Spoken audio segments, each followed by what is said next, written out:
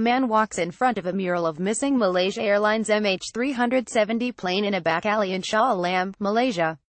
AFP photo Mananvatsiyan today in HW, we revisit the Mh370 mystery, and bombard budgets with atoms. Mh370 CSIRO oceanographers say they have unprecedented confidence that they can use Australia's biggest supercomputer to find the wreckage of missing airliner Mh370 on a tiny strip of seafloor. But the true obstacle may be political, not scientific. Shedding light. Bill Shorten got down to basic science yesterday at the Australian Academy of Science. He began with ANUS physicists who last year stopped light in its tracks.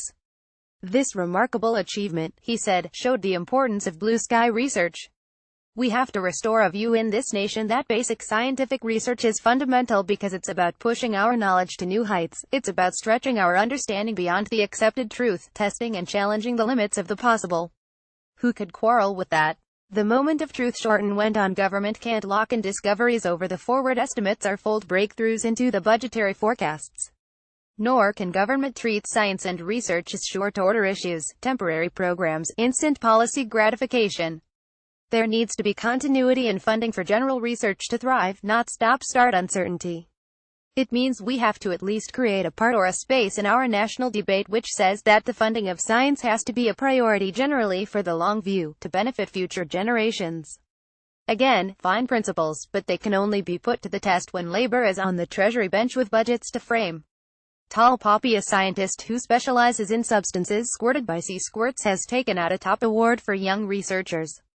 University of Sydney evolutionary ecologist Angela Crean was last night named 2017 Young Tall Poppy of the Year in NSW for her discoveries about sexual selection in some of the world's more obscure creatures. Crean's research has shown that the diets and social environments of male sea squirts can affect the quality of both their sperm and their offspring, an insight that could bolster human reproduction technologies. Diffident competitor discoveries include finding out that sea squirts produce more competitive sperm when they are surrounded by lots of other sea squirts.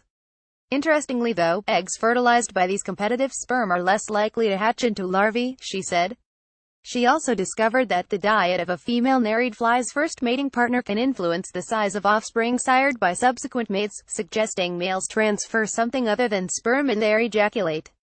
Her victory earns her a medal from crosstown rival UNSW and a $5,000 cash prize, which will no doubt subsidize the acquisition of some pretty interesting lab specimens. Below par. New Griffith University research adds yet another level of complexity to the chillingly difficult task of modeling the world's climate. It seems the accelerating melting Arctic sea ice triggers more biogenic aerosols to find their way into the atmosphere where, counterintuitively, they keep the planet cool by deflecting solar radiation back into space. On the other hand, sea ice also reflects sun rays, so when more of it melts, the extra sun makes the ocean and the planet warmer. On the other hand, disappearing ice makes more space for phytoplankton which absorb carbon dioxide, helping keep the planet cooler. Where does it all end? Antarctic warming is nothing to the changes in the western Antarctic Peninsula, says lead author Albert Gabrick. We'll be able to build golf courses soon. In the Antarctic, not going anywhere. Glenn Sterling will stay on as VC at Flinders University until the end of 2024. The council extended his contract yesterday. Female leadership. Sweden is the country with the highest proportion of female university leaders in the Times Higher Education Top 200 Universities, the magazine reports. Some 18% of the top 200 in the 201,617 ranking have a woman in the top job.